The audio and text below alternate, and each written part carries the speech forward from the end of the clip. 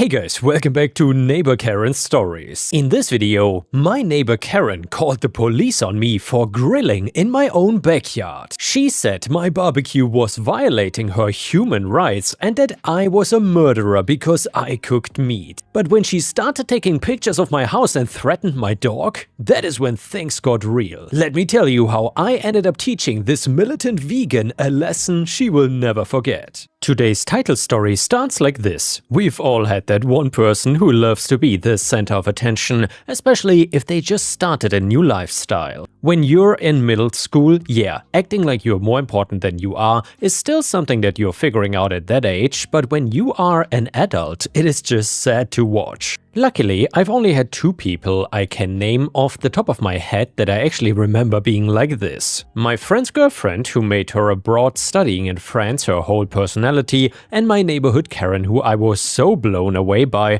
that I'm now making a Reddit post about her. If you're like me, a suburban homeowner in the United States, you know how common barbecues are to our culture. Even if you're not super close with whoever is throwing it, it is just a nice excuse to hang out on a summer's afternoon. I host probably 2 a month during the summertime, and it's never been an issue. I've got a moderately nice house with the best feature being the spacious backyard where I can grill and have people over without bothering anyone. The people I invite are nice, we keep it chill, and everything wraps up before it gets dark. Sounds like innocent fun, right? Well, let me introduce you to Karen, a neighbor of mine who moved here about a year ago and is one of the most self-centered people I've ever met. As soon as she moved in, she basically started posting on the neighborhood's Facebook page almost daily. I'm not really on there, but my wife is, so I got to hear about it. It would be one thing if she were just the weird middle-aged woman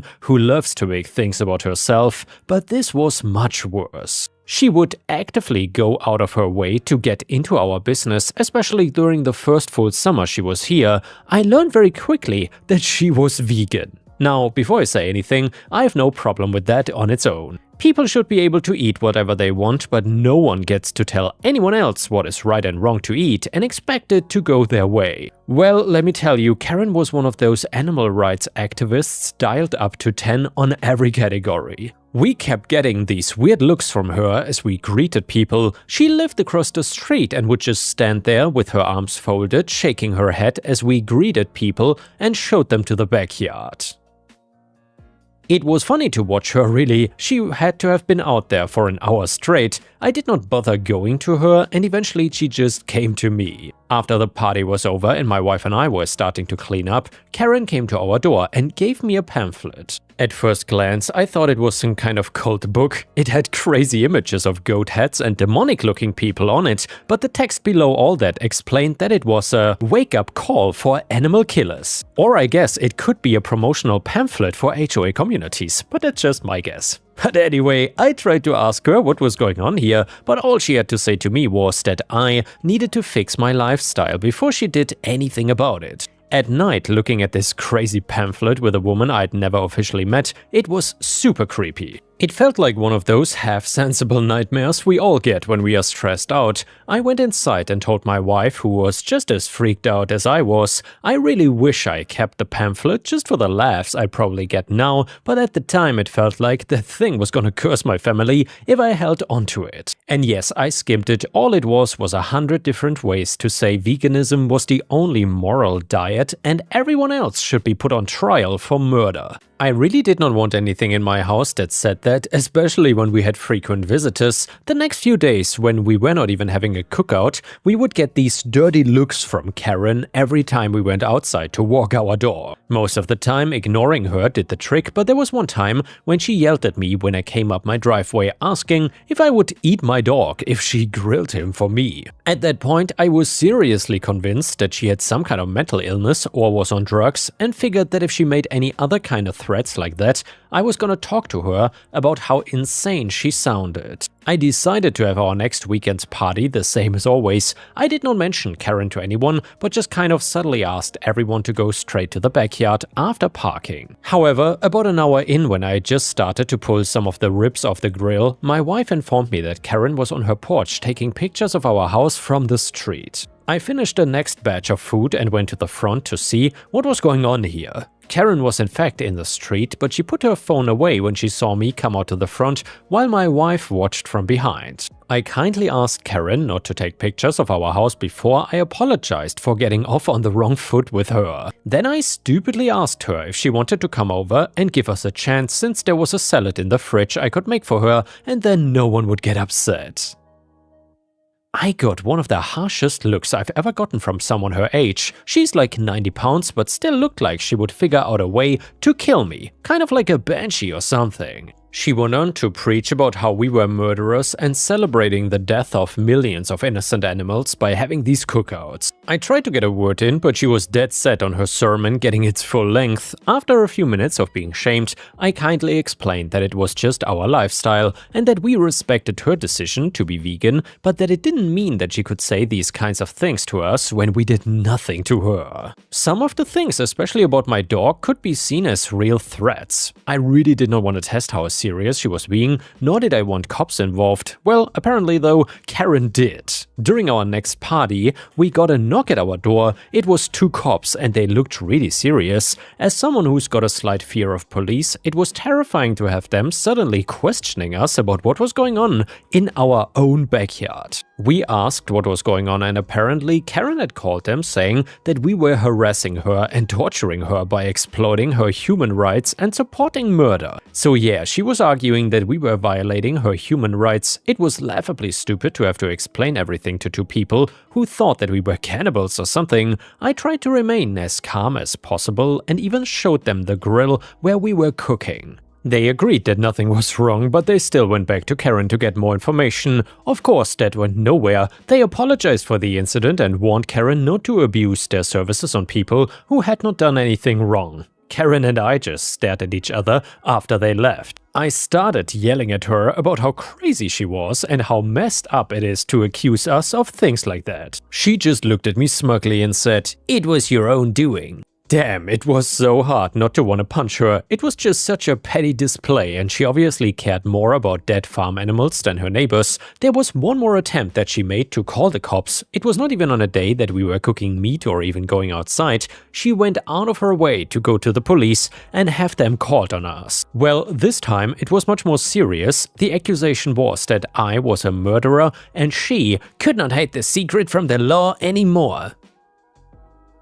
Luckily, it was the same cops who came to see us before, and they already had an idea of what they were getting into. I was able to explain once again that this was an insane attempt from an obnoxious vegan to halt our lifestyle, and this time Karen was really asking to get arrested. She came up to the porch where we were all talking, and she said that real cops would recognize that what I was doing was murder. It was embarrassing from every angle, and once again though, she got off with a warning. I was not gonna argue with a cop, but I sure as hell wanted to. Well, around this time, I decided that she had to be called out for what she was doing. There were a few online spaces that the neighborhood had, and I knew that making just one post about her would calm me down a bit. But wouldn't you know it, Karen beat me to it. On her profile was a string of public posts about how I was a known murderer and needed to be stopped. She also made up some BS about me paying off the cops who she called on me and that she needed the neighborhood's advice. Luckily, no one gave her any. I assumed this was not the first time she had made crazy stuff up like this,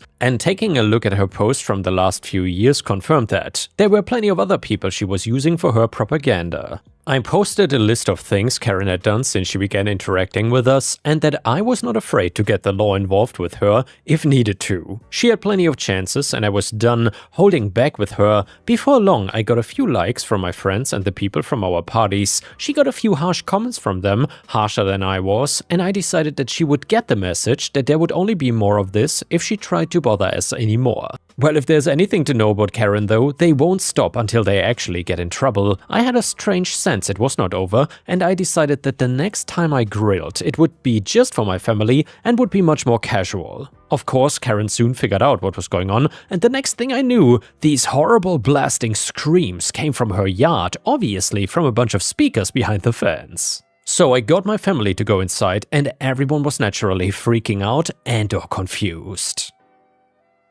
It was humiliating. I did not need to hear her to know what the point of this stunt was, but she chanted it over the fence just for good measure, I guess. After a few minutes, when I got all the food inside and supposedly tricked her into thinking I threw it out, the speakers turned off. At that point, I was done. She had her chance to be a normal person, and well, she blew it. After doing a bit of research and scoping my options, I decided to send a cease and desist letter talking about her threats, audio disturbance and general harassment because of something we had the right to do. I really tried to hold back, but for some reason, I did not want to go soft on the lady who talked about barbecuing my dog. Weird, huh? Well, honestly, I expected more of a fight than what I got after the letter went through. Supposedly, it was enough of a threat for Karen to give up on her mission to convert us, though I doubt it's done anything positive for our reputation with her. We never checked in on her again, we were too scared, plus, what was the point? Did we want to be friends with a psychopath like her? I sure didn't. There was no shame in telling my guests about what happened at the next cookout.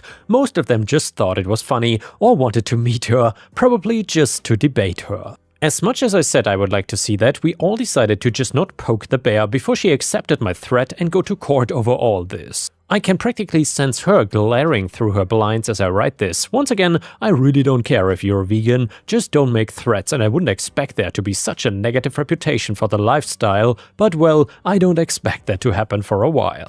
And now we got an update to the story that goes like this. Holy crap, Reddit, I did not expect my original post to blow up like it did. Thank you all for the support and the awards. A lot of you asked for an update, and boy do I have one for you. Buckle up because this gets wild. So after I sent that cease and desist letter, things were quiet for about 2 weeks. I thought maybe Karen had finally gotten the message and would leave us alone. My wife and I were actually starting to relax again. We had a small family barbecue planned for my brother's birthday, nothing big, just immediate family, and that is when Karen decided to escalate things to a whole new level of crazy. The day of the barbecue, I was out back prepping the grill around 3 p.m. when I heard this loud banging on my front door. I walked around to see what was going on, and there was Karen with what looked like a whole damn film crew. It turns out she had contacted some local vegan activist group and convinced them that I was some kind of serial animal killer who needed to be exposed. There were about 8 people with cameras, signs and a megaphone. Karen was leading the charge, screaming about how I was a neighbor terrorist and demanding I come outside to face my crimes. The signs had pictures of slaughtered animals with my address written on them. It was absolutely insane. I called the police immediately, but Karen's group had apparently planned for this. They stayed on the public sidewalk and claimed they were exercising their right to peaceful protest. The cops who showed up were the same ones from before, and they looked as fed up with Karen as I was. Sir, technically they're not breaking any laws as long as they stay on public property, Officer Bogart told me, but we will keep an eye on them. The protest went on for 3 hours. My brother's birthday party was completely ruined. My 8-year-old niece was crying because of all the screaming and the graphic images on the signs. My elderly parents had to leave early because the stress was too much for them, but here's where Karen really screwed herself over. Around 6 p.m., when most of the protesters had left and it was just Karen and 2 other people, she decided that staying on the sidewalk was not enough. I was inside cleaning up when my wife ran in and said that Karen had jumped our fence and was in our backyard. I looked out the window and there she was, dumping some kind of red liquid all over my grill while recording herself on her phone. She was screaming about cleansing the murder weapon and how she was performing a citizen's arrest on my barbecue equipment. That's when I knew I had her. I called 911 again, but this time I also started recording everything from my window. Karen saw me and actually started posing for my camera like she was proud of what she was doing. She pulled out what looked like a crowbar and started attacking my grill, trying to destroy it completely. The police arrived just as she was attempting to drag my expensive grill towards the fence. Officer Bogart took one look at the scene and immediately placed Karen under arrest for criminal trespass, destruction of property, and harassment. "Ma'am, you have crossed the line from protesting to criminal behavior," he told her as he put on the handcuffs. Karen started screaming that she was the victim, that I had forced her to take action by continuing to torture animals in front of her. She demanded to speak to a supervisor and claimed the police were all corrupt and being paid off by Big Meat. The whole thing was caught on security cameras, her phone and the phones of the 2 protesters who were still there. There was no way she could deny what she had done, but wait, it gets better. 3 days later I got a call from Detective Wasco. Apparently when they searched Karen's phone after her arrest, they found some seriously disturbing stuff. So she had been stalking not just just me, but several other neighbors who she deemed animal murderers. She had detailed plans about how to neutralize people who ate meat, including maps of our houses, our daily schedules, and even information about our pets. The detectives said some of the stuff was so concerning that they had to involve the FBI's domestic terrorism unit. They also found out that Karen had been using fake identities online to organize harassment campaigns against meat eaters in other neighborhoods before she moved to ours. This was not her first time pulling this kind of stunt. The red liquid she poured on my grill, it was actually fake blood mixed with some kind of acid that could have seriously damaged not just my equipment but potentially hurt someone if they touched it. She had planned the whole thing to cause maximum damage. Karen was charged with criminal trespass, destruction of property, harassment, stalking, making terroristic threats, and something called criminal conspiracy related to her online activities. Her bail was set at $50,000, which apparently her family refused to pay. The trial was last month and it was a complete disaster for Karen. My lawyer said it was one of the most open and shut cases he had ever seen. The prosecution played the security camera footage, her own phone recordings, and read excerpts from her online posts and the plans they found on her devices. Karen represented herself. Her lawyer had dropped her when she kept insisting that animals have more rights than humans and that she was fighting a holy war. She used her time on the stand to go on long rants about veganism and kept referring to me as a mass murderer, even though the judge warned her multiple times to stick to the facts. The jury took less than an hour to find her guilty on all counts. Karen was sentenced to 18 months in prison, 3 years of probation after release, and ordered to pay $8,500 in restitution for my damaged grill and the emotional distress caused to my family.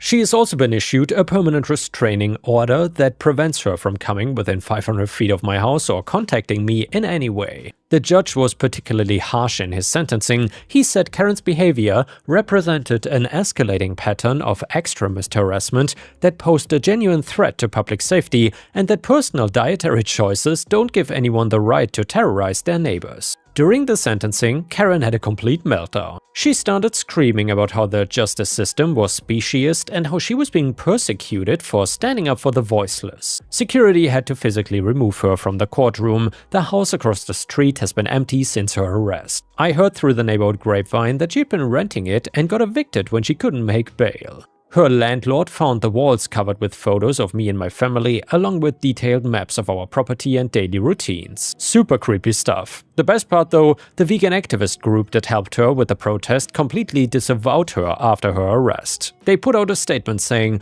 that Karen's actions don't represent the values of peaceful animal rights advocacy and that they had been deceived about the true nature of the situation. And well, it's been quiet in the neighborhood since then. We've had several barbecues without any issues, and honestly, they taste even better knowing that Karen is behind bars where she belongs. My niece, who was so traumatized by the protest, actually asked if we could have a celebration barbecue when we told her the bad lady couldn't bother us anymore. Well, we did, and it was one of the best cookouts we've ever had. And yeah guys, I can only say one thing, this Karen found out what FAFO means. Props to OP for handling the situation like this. And the next one is an absolutely crazy neighbor story that is titled "Neighbors Took My Daughter Because of Suspected Attempt to Drink and Drive." Trust me, you're not gonna wanna miss this one. What the hell? So I am male, late 20s, in Colorado. I quit drinking soda and energy drinks a few months ago. I have not consumed alcohol in years, and I replaced that habit with drinking Martinelli's sparkling apple juice. The juice comes in 10-ounce glass bottles that look very similar to Corona beer bottles, and here lies my issue. So this morning I was walking to my car from my apartment and I had a bottle of my juice in one hand and my 1-year-old daughter in her car seat in the other hand. My neighbors basically jumped me from behind. One grabbed my daughter's car seat and the other one was punching, kicking and yelling at me. He was saying stuff like, "The nerve of you to drink and to try to drive with your baby." As a result, my juice bottle shattered in the parking lot, cutting my hand, and my cell phone screen is destroyed, and I think my nose is fractured. Most importantly though, the neighbor who took my baby went inside his apartment with her, and it took 10 minutes of me explaining through the screen door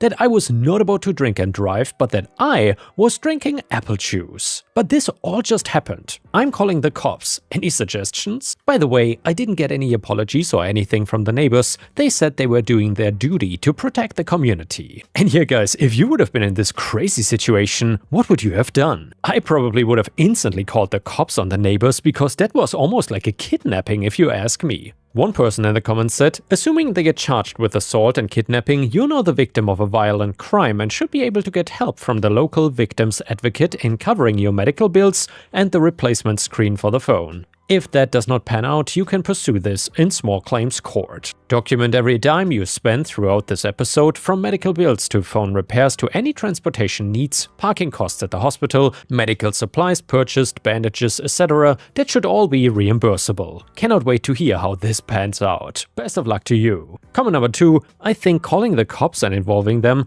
is a very important first step. Once that is done, if you have more questions, come back. I would have called 911 while they had your daughter though. That could have gone real bad real fast. Comment number 3. I'm so sorry this happened to you. Hopefully police has looked at your daughter, and most importantly, have you taken her to the ER to get looked at? Go to the ER to have the doctor and nurses record your injuries as well. Update number 1. The police showed up. As soon as they pulled up, more than half a dozen neighbors came out and are giving witness reports now. Update number 2. Both men were arrested and I'll be making my way down to the police station in a few minutes. I'll be talking to detectives. The police assured me, off the record, that both will be serving time because felonies were committed. Final update to the story. So thanks to everyone who supported me. Here's how it ended. Both neighbors were arrested. The one who attacked me was charged with assault and criminal mischief. He took a plea deal. 6 months in county jail, 3 years probation, and paid for my medical bills and the broken phone. The one who took my daughter though was charged with class 4 felony kidnapping and child abuse. He tried to claim it was a community safety thing, but the jury did not buy it. He was convicted and sentenced to 18 months in state prison, plus added to Colorado's child abuse registry. He is banned from living near schools or daycares now, and I also filed a civil suit. We ended up settling out of court for $72,000. That covered all my expenses, therapy, and pain and suffering. They were both evicted from the complex as well. My daughter is doing fine, and thankfully she's too young to remember it. I moved us to a new place and we're doing a lot better. Just want to say, don't let anyone make you feel crazy for defending yourself and your child. What they did was not the concerned neighbor behavior, it was violent and reckless. I'm glad justice was served. Thanks again, Reddit. And before we end the video, we will read one last story from r/petty revenge. It is titled, My boss kept scheduling meetings during my lunch, so I started eating lunch in every meeting. So I used to take my lunch break at the same time every day, 12 to 1.